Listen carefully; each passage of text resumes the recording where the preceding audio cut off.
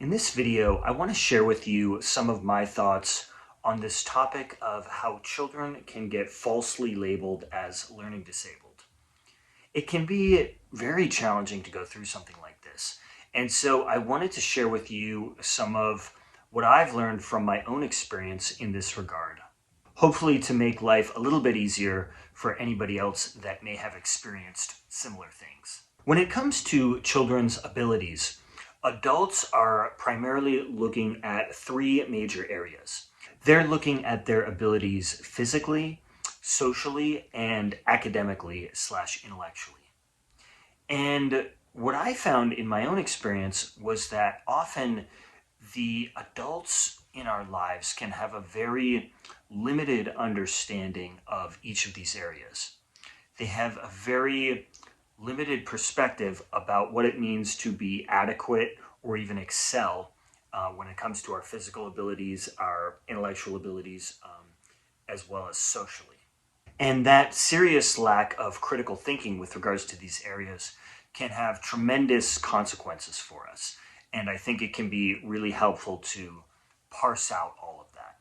Now, in my life in general, I had a very weird experience of simultaneously having been treated as somewhat deficient in these areas by particular adults that were very close to me, often that had the most power over me, while also being regarded as being not at all deficient in these areas by most people, I would say, in my life. Being regarded as certainly not deficient and oftentimes quite excellent in these areas in all kinds of different ways.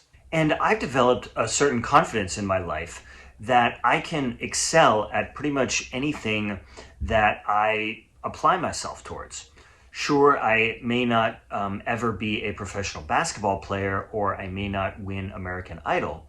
Nevertheless, almost anything, I would say, that I really want to excel at within certain limits, I could probably do a pretty good job at, because I've done it over and over again.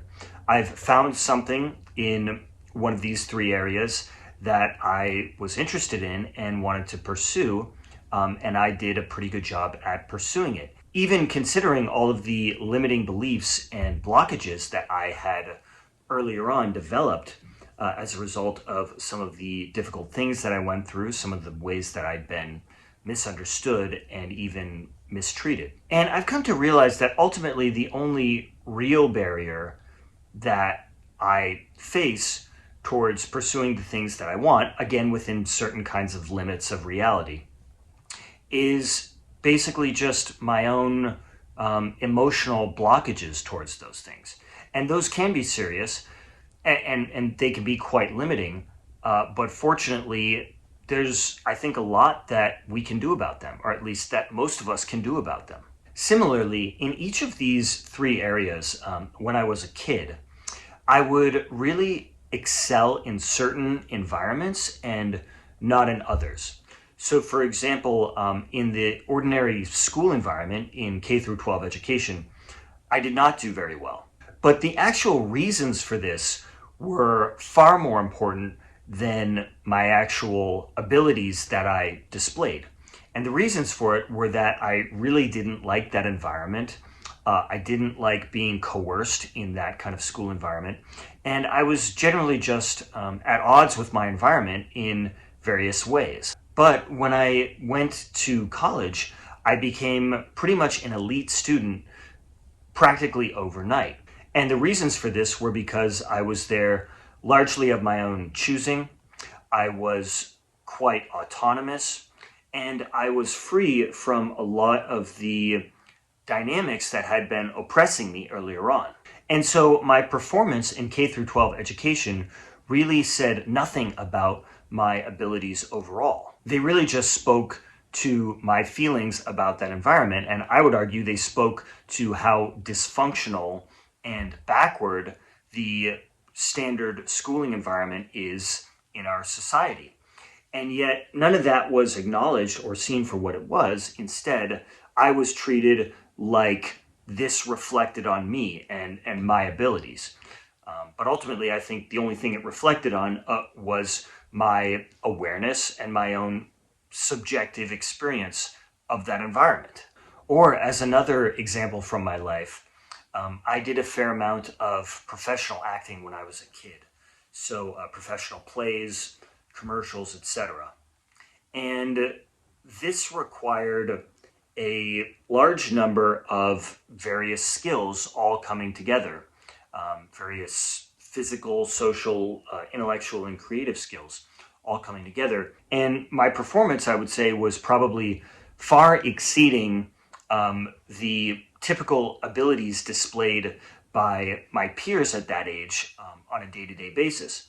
Not that it's a competition, but we are sort of set up to kind of be compared against one another.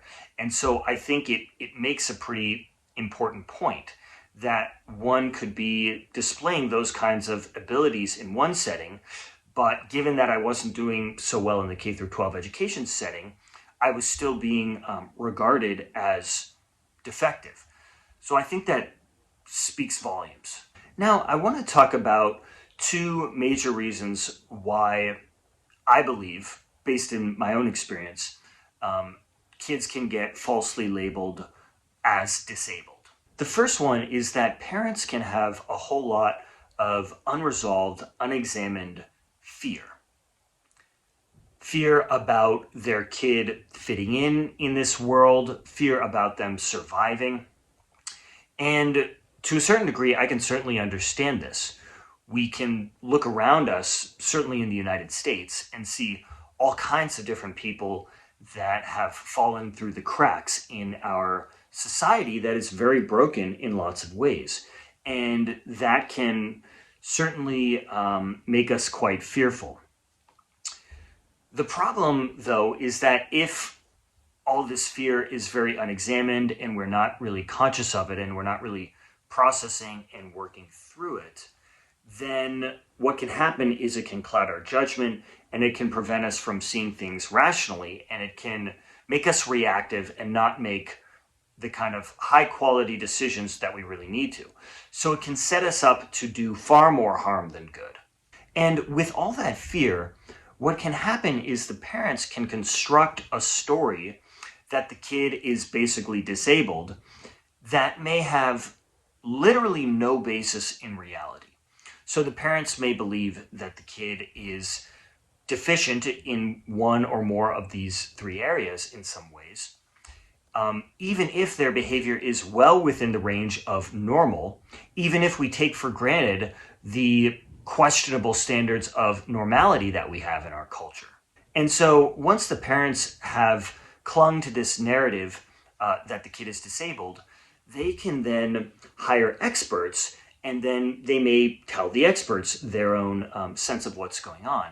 And unfortunately, much of the time, the experts will just accept the parents as being the authority on the kid and then provide interventions on that basis. And I think, unfortunately, there has not been good awareness around the fact that if you do interventions on a kid based on really faulty assumptions or based on a story that is not based in reality, you can do immense harm. It's really interesting to me how so many people just straight up don't know that. And so what they do can basically amount to psychological abuse for the kid.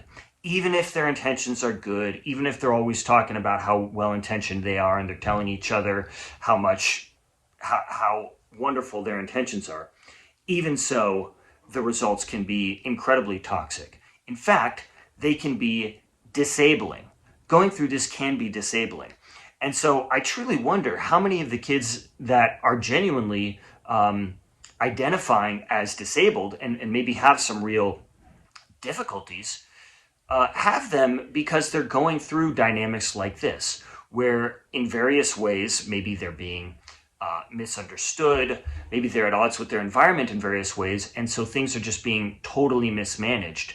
And then that basically leads to disabilities. I mean, I seriously wonder that. I think that is a very worthwhile line of inquiry. Now, having a bunch of unresolved, unexamined fear in my opinion, stems from an even larger and more significant issue, which is the general lack of awareness on the part of the parents and the adults in the kid's life. A lack of awareness around what's coming up inside of somebody, a lack of uh, a lack of having really questioned our assumptions about things. And I would say, without a doubt, that lack of self awareness will impact the relationship with the kid and probably also the development of their personality to some extent. And so the parents' lack of self awareness could, and their woundedness, could be as big of a driver of the dysfunction here as anything. But unfortunately, if they don't want to be accountable for that, if they don't want to wake up, as it were, if they don't want to really become more self aware and deal with this, then they may just cling to this false story about what's going on.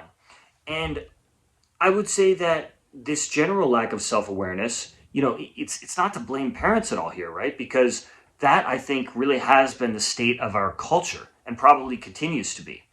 Maybe it's changing a little bit in some ways, but I think that that has been the status quo.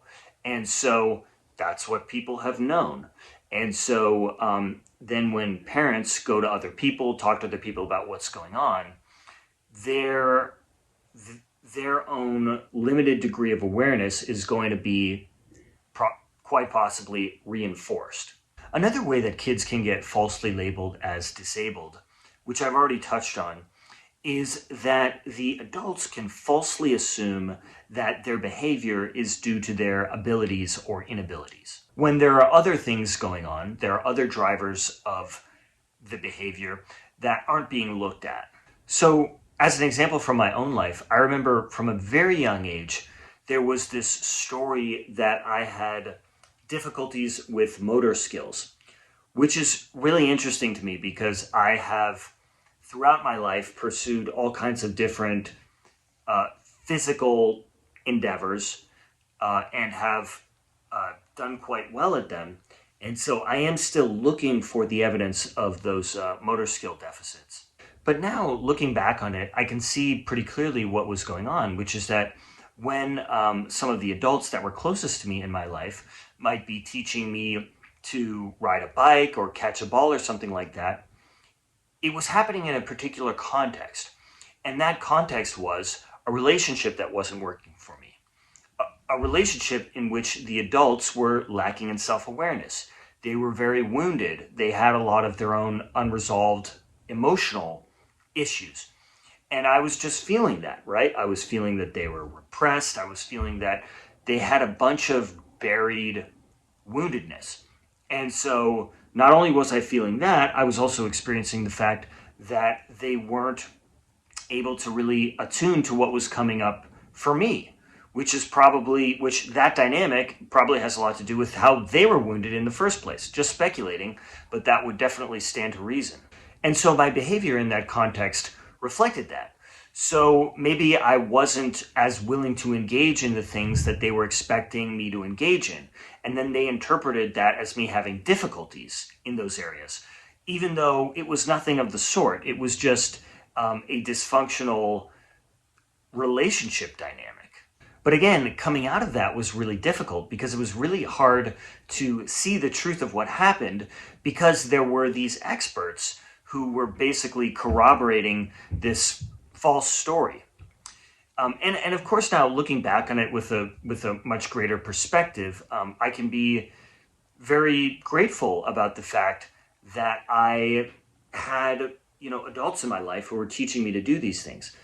But at the same time, I can also see that there was a harmful dynamic there, and I can see how I was affected by it. Now, the reason why I think this topic is so important is because when we go through things like this, we can get really pumped with just incredibly damaging, limiting beliefs that are not based in reality, that don't reflect who we are, that don't reflect our real abilities. And so our potential can get seriously limited. Our ability to enjoy pursuing things, our ability to really be on our purpose. And so that's why I think it's really rewarding to be able to look back at this stuff, see what was going on, and then be able to kind of work through the ways that our sense of ourselves had been damaged as a result of that. And that can really take us towards finding more of our purpose, really getting more on our path. So, those are my general thoughts on this topic of how children can get falsely labeled as learning disabled. I plan on making a lot more videos on this and related topics in the future, so please consider subscribing to the channel if you haven't done so already. Please also consider sharing this video with anybody who you think might find it helpful. Thank you so much for watching this video all the way to the end, and I look forward to having you for the next one.